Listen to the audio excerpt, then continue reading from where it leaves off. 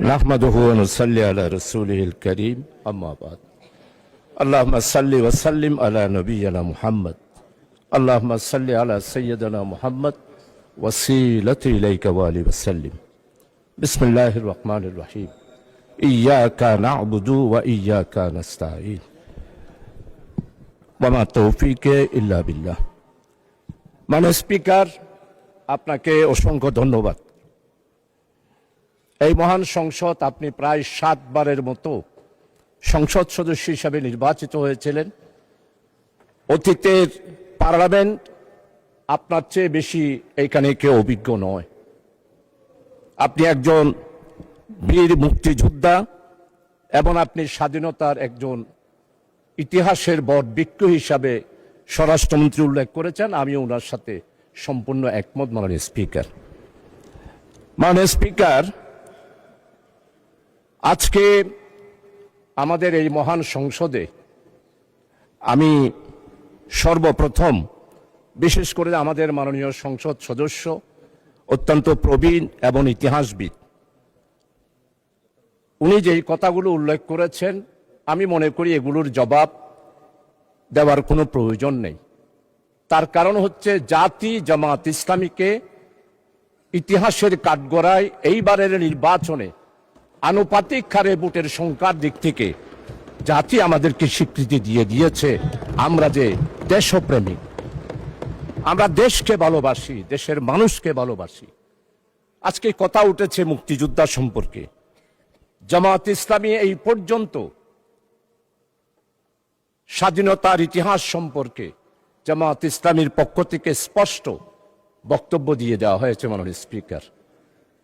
তাই এই মহান সংসদে মেহেরবানি করে দয়া করে অতীতের ইতিহাস নিয়ে বর্তমান এই জামাত ইসলামীকে বিশ্লেষণ করে জামাত ইসলামীকে দোষারোপ করার চেষ্টা করা আমার মনে হয় মোটেই ঠিক হবে না।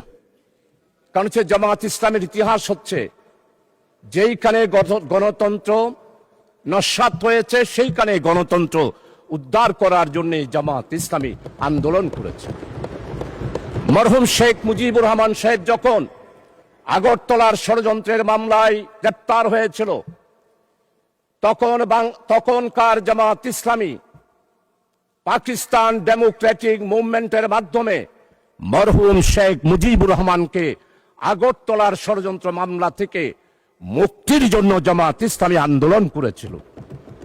শুধু আন্দোলন নয় মাননীয় স্পিকার, আমাদের সাবেক আমির জামাত বিশ্ব ইসলামী আন্দোলনের নেতা, যিনি তৎকালীন পূর্ব পাকিস্তানের স্বাধিকার আদায়ের জন্য 1962 সালে বক্তব্য দিয়েছেন, 1967 সালে বক্তব্য দিয়েছেন, 1948 সালে বক্তব্য দিয়েছেন।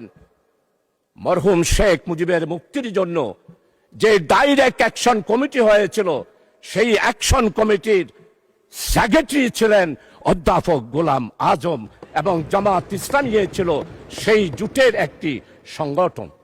আর জয়েন্ট সেক্রেটারি ছিল জনাব আব্দুস সামাদ আজাদ সাহেব।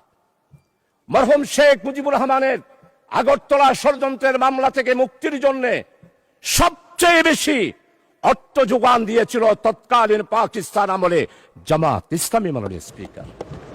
তাই জামাত ইসলামের ইতিহাস হচ্ছে মানুষের অধিকার প্রতিষ্ঠার ইতিহাস। জামাত ইসলামের ইতিহাস হচ্ছে গণতন্ত্র প্রতিষ্ঠার ইতিহাস। জামাত ইসলামীকে আপনারা বারবার অনেক তকমা দিয়েছিলেন, কোন তকমায় জনগণ বিশ্বাস করে নাই। আপনারা বলেছেন আমরা জঙ্গি। জনগণ 12 তারিখের নির্বাচনের মাধ্যমে প্রমাণ করেছে জামাত ইসলামী জঙ্গি সংগঠন নয়, গণতান্ত্রিক নিয়মতান্ত্রিক সাংবিধানিক একটি আন্দোলন এবং সংগঠন। মাননীয় স্পিকার, জামাত ইসলামীর গণতান্ত্রিক ইতিহাস অনেক সময় লাগবে। আপনি যেহেতু আমাকে সময় নির্ধারণ করে দিয়েছেন, আজকে জামাত ইসলামীর ব্যাপারে শুধু এতটুকু বলতে চাই, ভুলে গেলে চলবে না। 1997 সালে দেশনেত্রী বেগম খালেদা জিয়া বৃহত্তর বিরোধী দলের নেতা ছিলেন।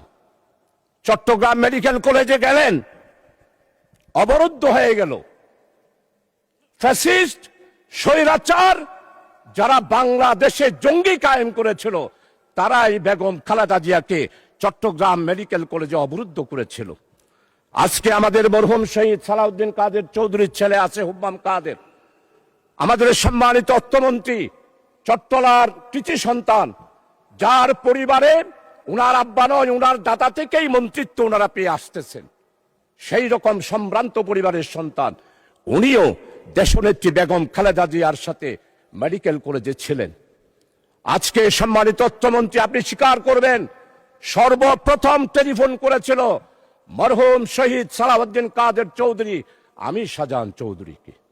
আমি তো জামাত, আমি তো শিবির, কিন্তু সেই দিন আমরা জামাত শিবিরেরা চট্টগ্রাম মেডিকেল কলেজ থেকে দেশনেত্রী বেগম খালেদা জিয়াকে সালাউদ্দিন কাদের চৌধুরীর আহ্বানে জামাত এবং শিবির সেই দিন বেগম খালেদা জিয়াকে আমরা উদ্ধার করেছিলাম।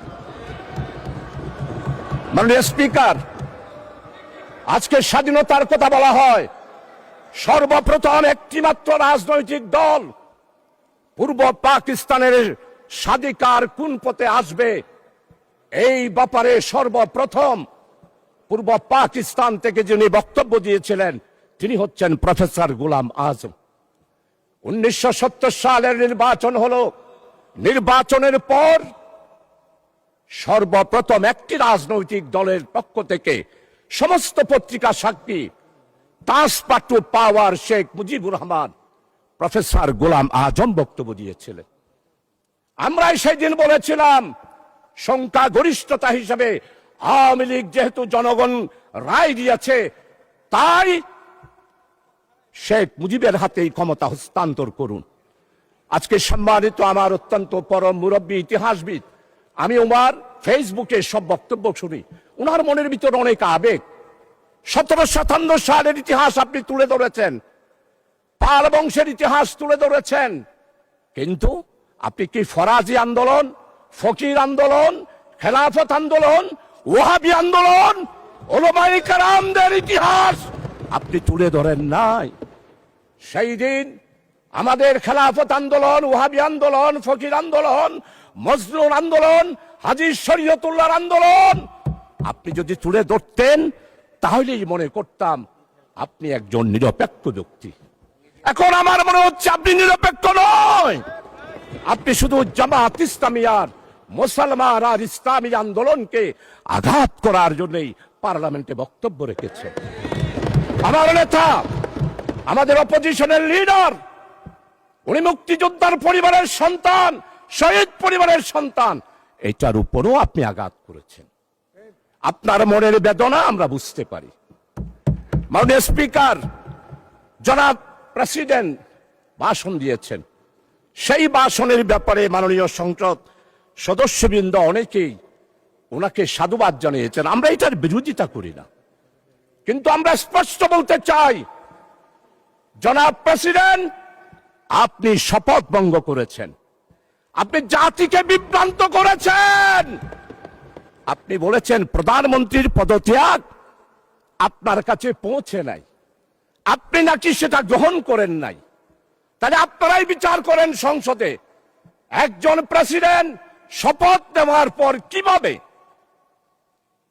জাতিকে বিভ্রান্ত করার জন্য ইন্টারিয়াম গভর্নমেন্ট গঠন হওয়ার 6 মাসের পরেও উনি বললেন শেখ হাসিনার পদত্যাগপত্র আমার কাছে পৌঁছে নাই।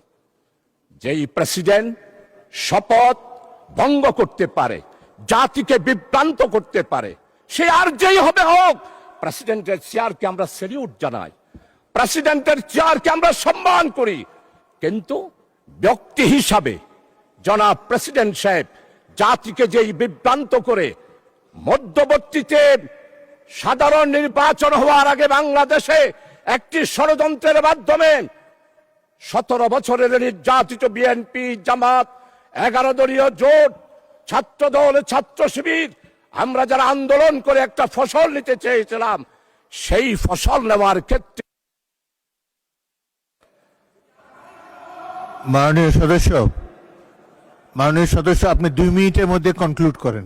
অ্যানাদার 2 মিনিটস, 2 মিনিটে শেষ করুন। আচ্ছা ঠিক আছে মাননীয় স্পিকার, আপনার কথা আমি অবশ্যই শেষ করব। মাননীয় স্পিকার, আমাদের নেতৃবৃন্দ আজকে মওলানা মতিউর রহমান নিজামী নেই, 10 বছর পার্লামেন্টে ছিলেন, আপনি তার সাক্ষী। মওলানা মতিউর রহমান নিজামী এই পার্লামেন্টে কাকো আঘাত দিয়ে কোনোদিন কথা বলেছে? আমি ওনার বক্তব্য লাইব্রেরিতে গিয়ে সবসময় পড়ি, যেমন শাহজিজের বক্তব্য পড়ি, তেমন মওলানা মতিউর রহমান নিজামী শহীদের বক্তব্য পড়ি। মাননীয় স্পিকার, আজকে মওলানা মতিউর রহমান নিজামীকে খুঁজে পায় না পার্লামেন্টে। আল্লামা হযরত মাওলানা দেলোয়ার হোসেন সাইদি রহমতুল্লাহ আলাইহি উনি এইখানে বক্তব্য রেখেছেন। আজকের সম্মানিত মির্জা ফখরুল ইসলাম মহাসচিব চরমভাবে শ্রদ্ধা করি, উনি আমাদের কৃষি মন্ত্রী মওলানা মতিউর রহমান নিজামীর স্টেট মিনিস্টার ছিলেন, প্রতিমন্ত্রী ছিলেন। উনি এত ভালো ভালো পদক্ষেপ নিয়েছেন কৃষি ডিপার্টমেন্টে। আজকের কৃষিমন্ত্রী যিনি আছেন অত্যন্ত বিজ্ঞ।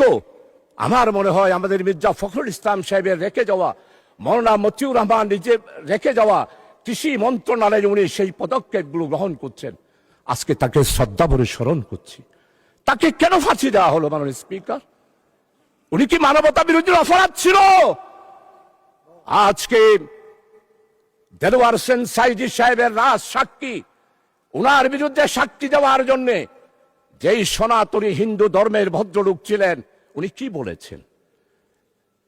আল্লামা দেলোয়ার হোসেন সাইদি হত্যা করা দূরে থাক, স্বাধীনতার ব্যাপারে, স্বাধীনতা যুদ্ধের ব্যাপারে এই মহান পার্লামেন্টে 96 সালে 2001 সালে তৎকালীন এই ফ্যাসিস্ট আওয়ামী লীগ সরকারকে আঘাত লাগে সেই রকম কোন কথা আল্লামা হযরত দেলোয়ার হোসেন সাইদি রাখে নাই মাননীয় স্পিকার।